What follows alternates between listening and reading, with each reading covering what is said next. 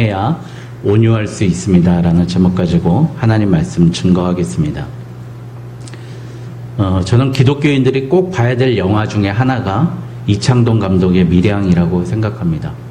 애통을 한마디로 표현하자면 밀양의 전도연, 신의 역을 맡은 그 전도연이라고 생각합니다. 남편을 서울에서 살다가 잃었습니다. 근데 그 남편을 잃었던 이유가 남편이 바람피다가 죽은 거예요. 그런데 신혜는 자존심 때문에 남편은 그럴 사람이 아니고 나를 사랑하는 사람이라고 세상에 그렇게 알립니다. 그리고 죽고 나서 자기 고향을 내려가면 좋은데 남편의 고향으로 내려갑니다. 하나 있는 아들을 데리고 밀양이라는 곳으로 내려갑니다. 그런데 그곳에서 여러분들 잘 아시죠? 아들이 유괴되고요. 알고 봤더니 웅변학원 선생님이 유괴해가지고 처참하게 개천가에서 죽음으로 발견됩니다. 그렇게 아파하고 있어가지고 근데 너무 이율배반적으로 아들이 죽어서 너무 힘든데 자기는 생존의 본능인 생리통 때문에 아파서 약국을 찾습니다. 약국을 찾는데 그 약사가 이렇게 얘기하는 거예요. 아프고 힘드니까 하나님의 위로를 받으려고 하나님께 오라고 다시 전도하는 거예요. 전도연이 이렇게 얘기하죠. 만약 하나님이 있으면 왜 내 아들을 죽였습니까? 그렇게 묻습니다. 근데 약사는 뭐라고 얘기해요? 그것이 주님의 뜻이지요. 그렇게 이야기합니다. 그가 상처가 너무 많아서 상처받는 사람들을 위한 기도회를 하는데요. 저는 그 장면에서 가장 감동했어요. 감정이 복받쳤습니다. 감동한 게 아니라 꺽꺽 하면서 오열하면서 막 교인들이 있는 회중에서 홀로 소리 지르면서 기도하고 있는데 울고 있는데요. 목사님이 내려와서 안수기도를 해줍니다. 주여 이 불쌍한 여인을 용서하여 주시옵소서 기도합니다. 그런데 신혜는 계속 웁니다. 너무 멀리 떨어진 그 사람이 하는 기도로서는 자기의 그 아픔을 채울 수가 없기 때문이에요.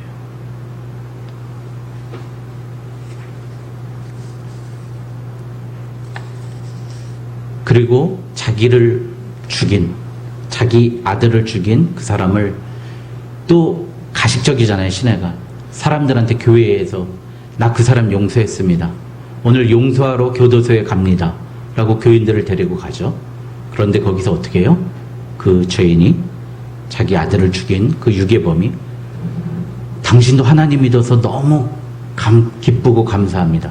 난 이미 하나님을 만나서 날마다 삶이 얼마나 행복한지 모르겠습니다. 나는 하나님께 이미 다 용서받았습니다. 그런 거. 신혜가 뭐라 그러죠? 누가 용서했다고요? 당신을? 그렇게 묻습니다. 여러분, 그리고 나서 마지막에 신혜는 하나님 하늘을 똑바로 쳐다보고 자기 손을 거요. 팔목을 긋고 세상을 거리를 막 뛰어나가는데요. 거리에서 어느 사람 하나도 그를 돌보고 거두는 사람이 없어요. 전 또 가장 거기서 기억났던 장면이 또 한 가지가 있는데요. 바로 난 너한테 하늘을 바라보면서 하나님께 난 너에게 절대 지지 않아 라고 외치는 장면을 봤습니다. 하나님께 난 질 수 없다는 거예요. 난 꿋꿋이 일어서고 싸울 수 있다는 거예요.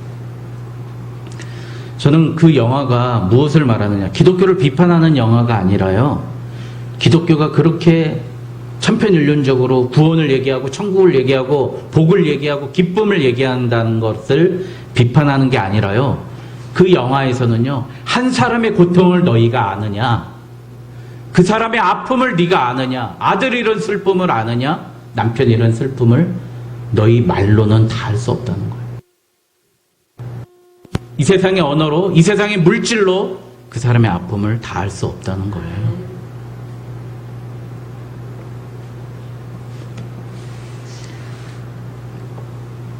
저는 직장에서 3차 진급에 들어가는 선배가 있었어요.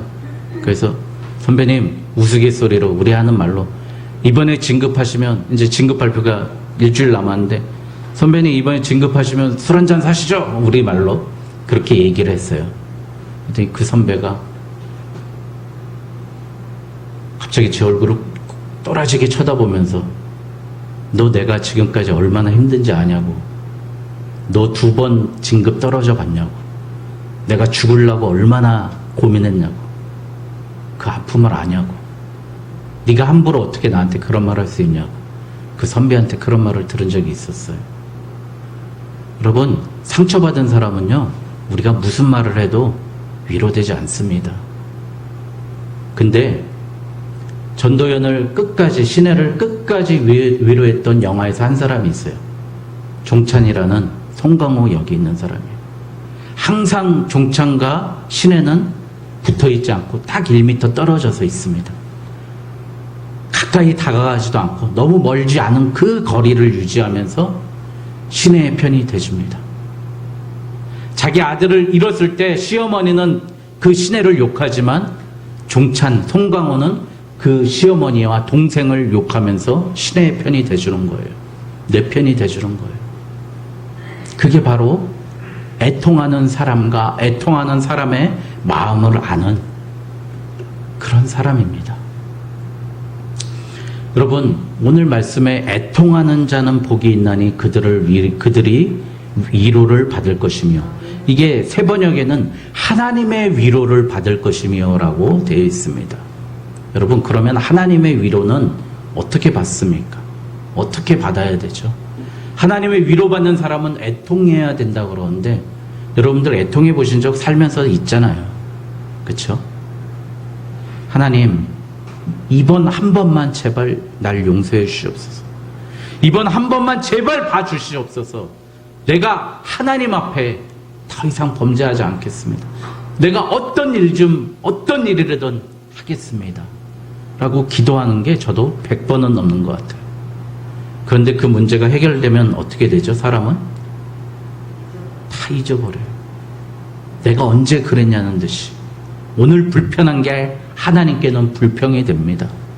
그게 바로 우리의 삶입니다. 그런데 제가 성경을 쭉 보니까요, 이번 주에 욥기를 좀 읽었어요. 일주일에 한 권씩 좀 읽으려고 하는데요, 욥기를 읽으면서 하나님이 의인이고 당대의 완전한 자고 나의 마음에 합한 자라고 했던 사람의 공통점을 봤더니 다 아들을 죽여버렸어요. 여러분, 욥이 자식이 10명이 있었습니다. 그 10명을 하나님이 다 죽여버렸어요. 여러분, 그 아픔을 아십니까? 재산, 노비, 황소 다 가져간 건 나중 치더라도 자기의 자식 10명을 다 죽여버렸다니까요. 이게 무슨 전설의 고향에 나온 얘기가 아니라 실제 이야기라고요. 여러분 어떻겠습니까? 근데요, 그를 가장 사랑하고 아끼는 사람이 누구겠어요? 그의 부인 아니겠습니까? 그의 아내가 하나님을 욕하고 죽어라, 그렇게 이야기합니다. 욥에게. 이 기아장으로 자기의 종기 욕창을 닦고 있는 욥에게 너 그렇게 살 바에 하나님 욕하고 죽어, 그렇게 얘기하고 갑니다. 그런데 욥은 끝까지 항변합니다. 친구들은 야 그래 힘들지, 친구들도 마찬가지예요. 일주일은 아무 말 없이 그의 옆에서 위로했는데 지나고 나니까 그 고통이 너무 크고 그러기 때문에 사실은 너 혹시 고아 괴롭히지 않았니? 과부 등쳐먹지 않았니? 종들에게 험하게 대하지 않았니? 너의 인과관계가 분명히 있을 거야 라고 이야기합니다. 그런데 하나님은 우리에게 무엇을 얘기해 주죠? 나의 고통은요, 나의 고통과 애통하는 그 유일한 이유는 하나님과 나만 알고 있는 비밀이라는 거예요. 심지어 나도 모른다는 겁니다. 나도 모르는 거예요. 여러분, 다윗이 왜 하나님의 마음에 맞는 자, 합한 자라고 했습니까? 사도행전에서. 다윗이, 여러분 생각해 보세요. 밧세바 아시잖아요. 궁전에서 놀고 있다가 이제 나라가 커지니까 장군들을 내보내죠. 왕이 못 싸울 수가 없죠. 궁정에 있는데 이쁜 아내가 목욕하고 있는 거예요. 남의 아내가. 데리고 그를 품습니다. 그리고 그 아내를 얻기 위해서 그 남편을 사지로 몰게 가서 죽여버립니다. 우리아를 죽여버리고. 그리고 아내가 밧세바가 아기를 가져요. 여러분, 그 아기가 나단 선지자가 경고합니다. 당신이 오늘 바로 그 죄인이라고. 그리고 다윗은 회개하죠. 그게 오늘 찬양했던 정결한 마음 주시옵소서입니다. 나를 주님 앞에서 멀리하지 마시고 나를 구원의 반석으로, 구원의 반열로, 나를 구원의 기쁨으로 다시 회복시키시고 우슬초로 나를 정결케 해달라고 기도했던 게 시편 51편이에요. 그 아이가 태어나요. 그 아이를 3일 만에 하나님이 죽여버리십니다. 여러분, 아들을 죽여버리시죠. 여러분, 그리고 나서 낳은 아기가 여러분 잘 아시는 솔로몬입니다. 여러분, 또 의인이 있죠. 아브라함 아닙니까? 아브라함도 궁극적으로 봐선 아들을 죽인 거나 마찬가지 아닙니까? 그때 뿔이 걸린 숫 양이 없었다면 여러분, 분명히 아브라함은 아들을 죽였을 겁니다. 여러분, 우리가 하나님이 의인이고 하나님이 인정하는 사람들의 공통점을 봤더니 하나같이 가장 중요한 그것을 하나님의 것이라고 알려줍니다. 여러분, 그러니 우리 하나님이 위로하시는다는 것은 하나님만 아시는 그것을 우리가 알 수 없다는 거예요. 하나님의 것을 우리는 잘 모른다는 거예요. 고통당하기 전에는.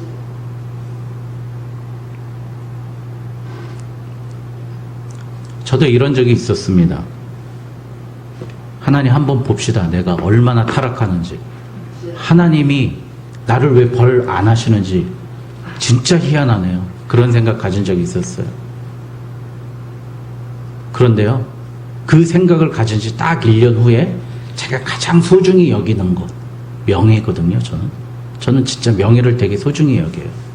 그래서 명예스러운 행동을 하려고 그렇게 쇼를 많이 합니다, 제가. 근데 그 명예를 와르륵 무너뜨리더라고요. 제가 직장을 잃는 위기까지 있었습니다. 우리 사모는 저보고 나쁜 생각하지 말라고 했습니다. 저는 10년 전에 그런 일이 있으면서요, 하나님 앞에 회개하고 돌아왔어요. 그러면서 그때 했던 기도가 뭐냐면, 아침에 운전대를 잡고 출근하는데 하나님 제발 단 하루라도 마음 편하게 일하게 해주시옵소서. 단 하루라도 잠 한번 제대로 자고 일하게 해주시옵소서. 원형 탈모가 걸렸어요. 뻥 뚫렸어요, 여기가. 눈에 핏기가, 피 이렇게 맺힌 거 있잖아요. 그렇게 하는 시기가 있었습니다. 하나님이 다 걷어가시는 거예요. 하나님 걷어가요. 그 모든 것을 하나님이 걷었던 사람들만 의인이라 인정받았던 거예요. 여러분, 애통하는 자는 복이 있나니 그들이 하나님의 위로를 받을 것이라. 여러분, 여러분이 가진 가장 중요한 것을 하나님께 내놓지 않으면 하나님이 여러분을 위로할 턱이 없습니다. 여러분, 이 문제만 해결되면 내가 하나님께 모든 것 버리고 하나님만 쫓겠습니다 라고 했던 그 생각, 그거 다시 한번 되돌이켜 보십시오. 저는 수술할 때 제발 이 병원만 나가면 내가 하나님께 충성하겠습니다. 헌신하겠습니다. 제발 내가 이 시험만 붙으면 하나님께 못할 것 없이 제 가진 거 다 드리겠습니다. 얼마나 하나님께 맹세하고 하나님께 약속을 많이 했는데 그것 하나도 지킨 게 없는 거예요.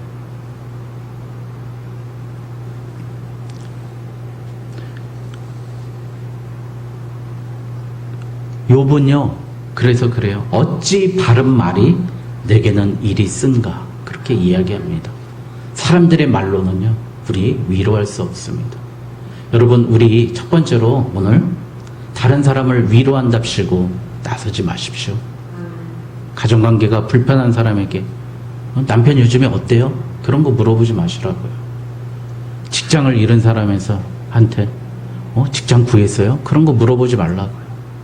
아무 말도 하지 마세요. 그냥 가만히 있으면 반이라도 가는데 그것 때문에 아프게 한다는 거예요.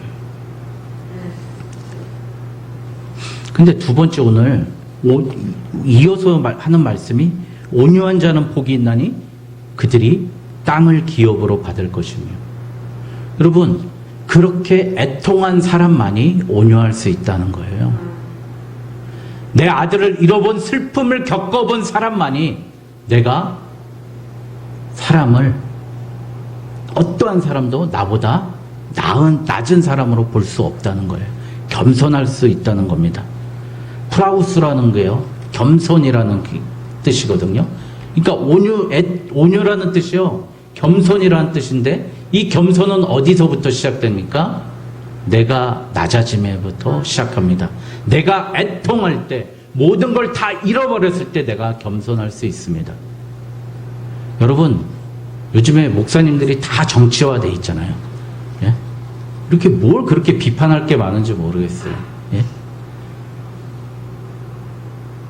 정치 바꿔보겠다고 정치인 돼가지고 정치 바꾼 사람 있습니까? 별로 못 바꾸잖아요. 여러분들, 우리가 왜 비판하는 마음이 뭐죠? 여러분, 내가 그들보다 우월하다고 낫다고 생각하는 거예요. 내 헤아림으로 그들의 헤아림을 해버리는 거예요.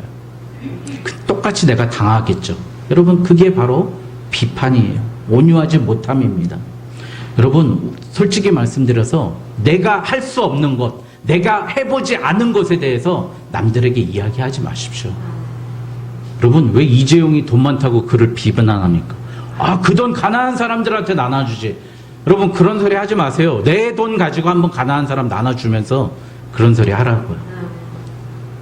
여러분, 지하철에서 자리 안 비키는 사람을 혼냈대요. 예? 그러고 나서 그 사람이 당신 자리가 작고 당신 자리부터 한번 양보해보라고 그랬다는 거예요. 예? 내가 그런 자리에 있어 보지도 않고. 나영석 PD가 했던 제일 위험한, 인생에서 가장 위험한 것은 경험해보지 않는 사람의 조언과 충고라고 그럽니다. 여러분, 그 상황 돼보지 않으면서도 비판하고 권면하고 충고할 수 없습니다. 여러분, 그래서 온유한 사람이 어떤 사람일까 저는 가만히 생각해 봤어요. 내가 힘이 있어도 나는 아직도 애통하는 사람이라는 걸 끝까지 부여잡고 나아가는 사람입니다. 어떤 사람들 보면 저 사람 좀 고생 좀 더 해야 되겠다라고 생각하는 사람이 있어요. 일본에서 2012년도에 11년이죠. 대지진이 났죠. 쓰나미가 났죠. 근데 어느 목사님이 일본은 잡신 섬기니까 그렇게 징계받는다고 이야기했어요. 그분은 죄송하지만 고생 좀 더 해보셔야 될 것 같아요. 포항에서 또 지진이 났네요. 몇 년 전에. 어느 목사님이 우리나라에서 가장 기독교 신자율이 낮은 것이 경상북도고 그래서 하나님 징계받았다고 이야기를 하는 거예요. 그분은 좀 더 고생을 해보셔야 될 것 같아요. 애통하는 마음으로 다시 한번 돌아가 봐야 될 것 같아요. 여러분, 우리가 아무것도 없는 그 상태가 돼야 온유해질 수 있고요. 그런 사람이 땅을 기업으로 받는다고 합니다. 제가 모셨던 연대장님 두 분이 계신데 한 2, 3년 전에 그 두 분이 다 육군 참모총장까지 포스타 중에서 포스타가 7명 있는데요. 그 중에서 제일 높은 자리까지 갔어요. 근데 그분들의 공통점이 있어요. 탁월하고 열심히 하고 리더십이 멋있게 잘하는 분들이 아니었어요. 다 두 분들 보면은요, 위에 사람한테 순종하시는 분들이었어요.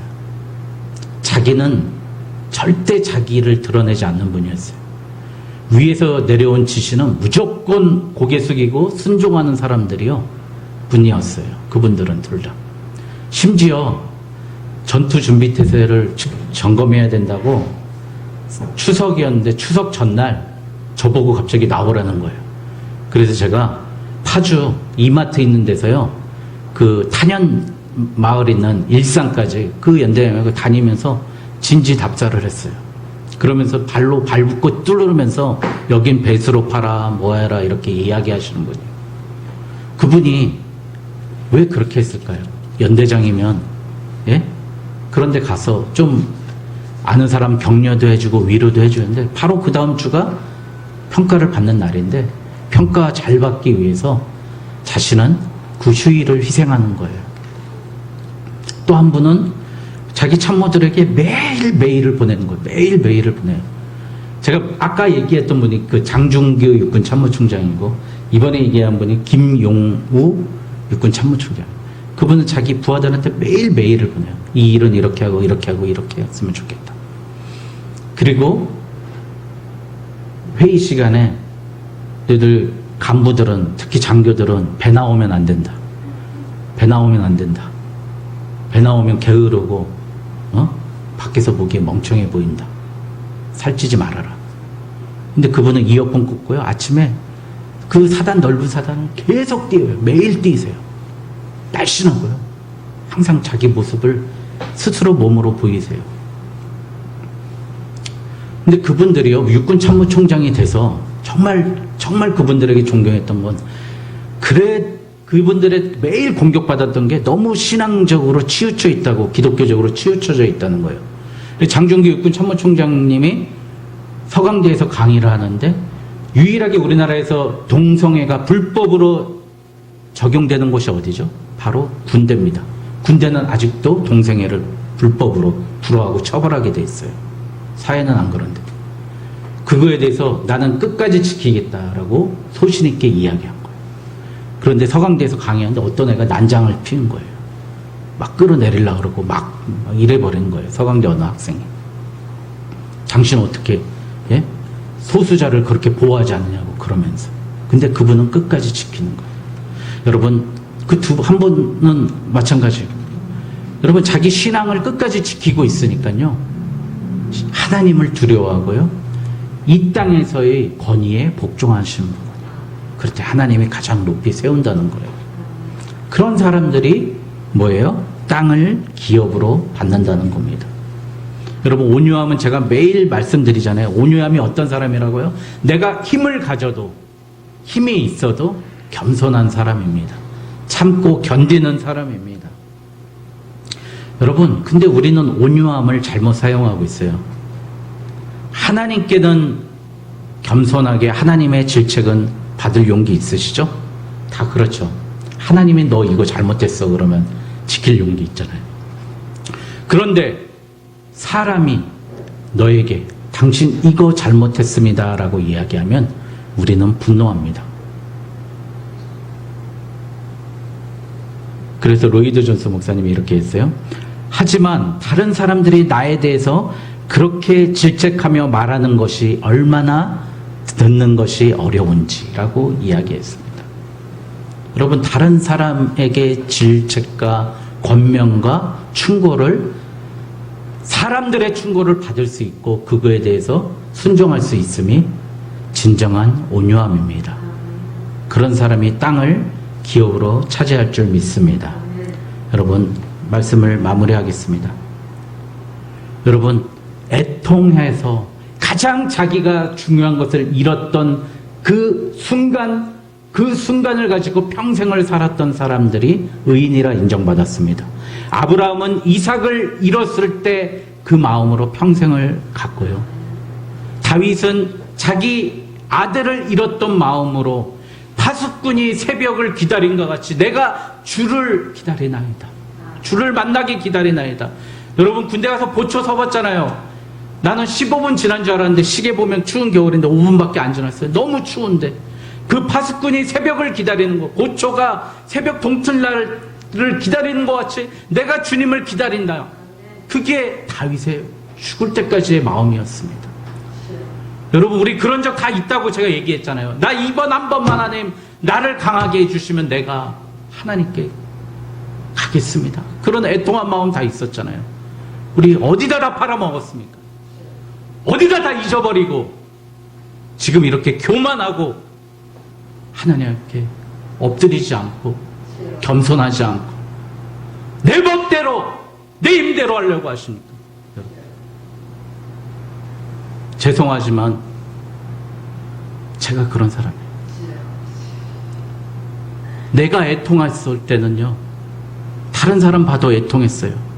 저 사람이 얼마나 불쌍한지, 저 사람이 얼마나 연약한지, 저 사람의 모든 것 어떻게 채워줘야 할지. 제가 요즘에 제일 많이 회개하는 것 중에 하나가, 하나님, 내가 왜 전도하지 못합니까? 한 영혼한테 왜 복음을 전하지 못합니까? 나에게 얼마나 많은 것 주셨는데 그 사람에게 사랑 하나 전하지 못하고 그 사람에게 따뜻한 말 한마디 권하지 못하고 늘 신경전 버리고 있습니까? 그게 제가 제일 회개하는 마음입니다. 여러분 다 저와 같은 경험 있지 않습니까?